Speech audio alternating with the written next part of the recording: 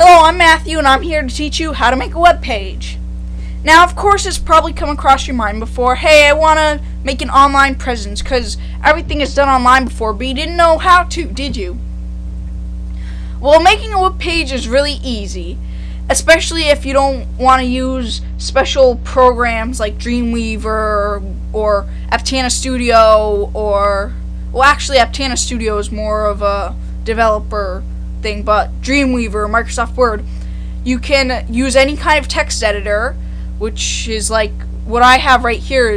It's Notepad++, which you can download for free off the internet. But don't worry, it's a safe off the internet download thing. And then otherwise you could just use, say, I don't know, Notepad on Windows, or if you have a Mac, you can use TextEdit. Just make sure you put it into plain text mode. And on Linux, if you have Linux, of course, you can use gedit or any basic text editor you can use. And so to make a web page, most people use HTML, hypertext markup language.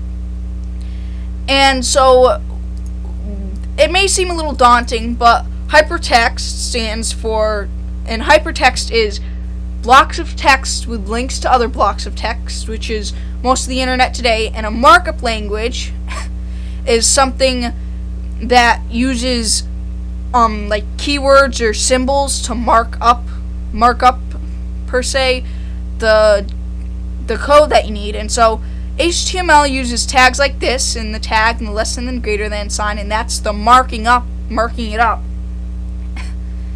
And so HTML is developed by the W3C, or the World Wide Web Consortium, which is a real mouthful. And they've been developing it for a good amount of years. And so there's all sorts of versions of HTML. HTML 4, 4.01, XHTML, and you may have heard of HTML5, which is the new fad in online programming, web languages, and all that. Besides PHP, which is more advanced. I might make another video about that. And so HTML, of course, it uses tags. And also you have an ending tag, which is a slash, and then the name of the original tag. It's almost like the original tag, only with that special little slash in there. And also tags have attributes like this, which is the tag name, your tag right here, and then the attribute name, and then equals, and then in quotes, which is what is recommended, you'd put a special value in there or something like that. And so let's get working on our web page. The first tag that most developers put in their pages is the doctype tag. Doctype HTML public. And it's not really a real tag. You don't see it in the web page. It's mainly for your web browser like Firefox or Opera or Safari or Internet Explorer or Google Chrome to use, and it takes it and it makes sure what version of HTML you're using, so it can render it or put it on the screen correctly. And so your doctype HTML, then public, I'll get to that later, and then some more mumble jumble code, a minus sign, a dash, slash slash, W3C, the World Wide Web Consortium, DTD, which it stands for document type definition. And so within this tag we're going to point to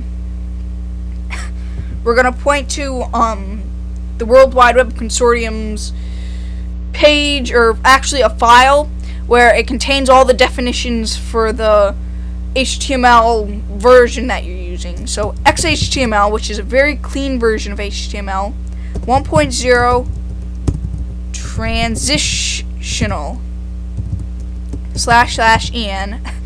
And so I'm not going to explain this in too much, but there's 3 editions of each version of HTML: transitional, strict, and frame set. And there are some tags that you can use and some tags that you can't use in those certain versions. And then the EN stands for English. You're using this with English.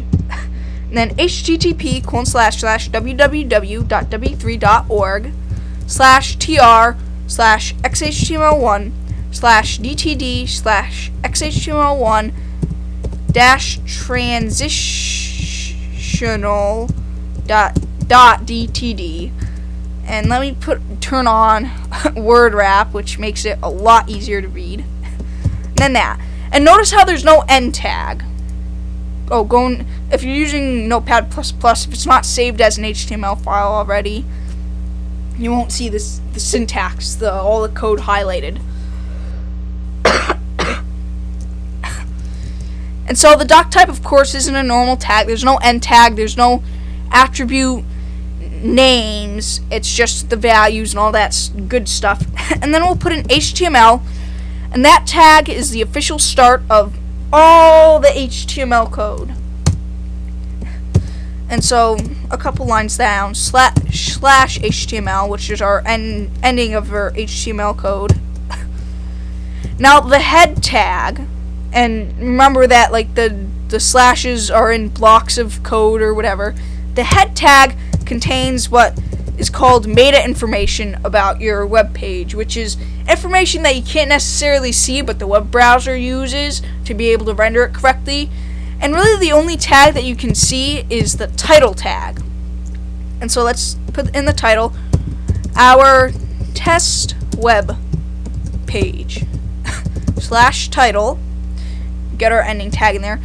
And so what happens is that when you save this web page and you open it up in your web browser, your good old web browser, you end up seeing the text that's in there, up in the title tag here, like we have the Mozilla Firefox start page right up here.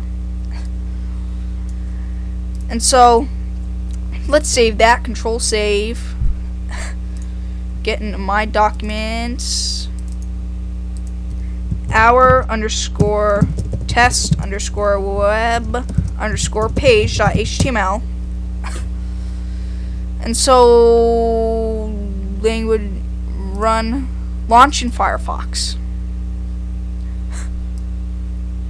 See, you see how it's in the tab there in Firefox, and also up here. That's the text that we see.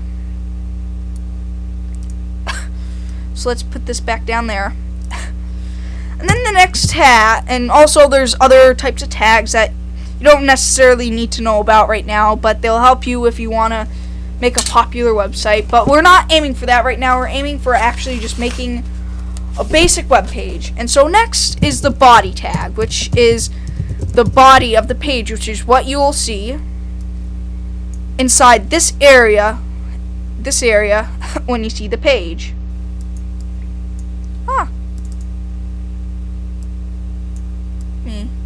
Put that down there. And so inside the body tag you have text. The quick brown fox jumped over the lazy dog. I seem to be doing that a lot. And so hey, there's our first paragraph. Let's put in another paragraph. I am 13 years old, which is no lie. Now let's save that. Then we can refresh our page. Wait, what? How come you can see it in here it's 2 lines, but then not out here, it's all in 1 line? Well, that's because for different operating systems,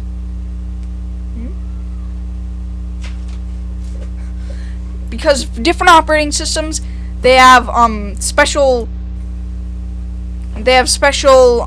characters that you can't see that signal the ending of a line. And so like Windows and Linux and Mac have all these different things, and so the web browsers can't necessarily distinguish those.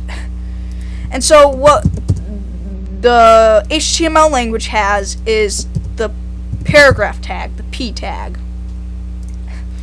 And essentially you just put that around the things you want to divide into paragraphs of text, and it does that. And you don't necessarily have to have it on a new line. Control save, refresh. It's still on 2 different lines in the web browser, but we usually put that down there for usability. Now let's see how much time we have left. I have 5 minutes left. Let's put in some styling. So the basic styling that people use in web pages is the B, the I, and the U tags. So I signals for italic text, hence the I. So if we save our web page and then we open it up here, notice that quick is in the I tag, and then quick is in italics in here. And so let's look at another tag, the B tag, which is bold. You make bold text. Control save and refresh. And the B tag makes bold text. See how that's bold and that's italic, and that's just regular non-styled. And then another styling tag that's the basic styling tag that people don't use too much is the underline tag, the U tag, /U, control save, F5. I love hotkeys. And so you see that dog's underlined. But you don't necessarily want to underline text on your web page. You want to use italics and bold, because most links, they're underlined. So if someone is reading through your web page and they go, oh hey, it's underlined, I think that's a link, and they go click on it, they'll get so frustrated because they'll go, wait, why isn't it clicking? Is my computer broken? And it's because it's not an actual link. And I'll get to links later, even though it's hypertext, which means links. We don't necessarily need to know about links right now, surprisingly. And so another basic concept that I'd like to teach you about is called nesting. So B-I-U, and then hello world, which is basically a program. Most programmers,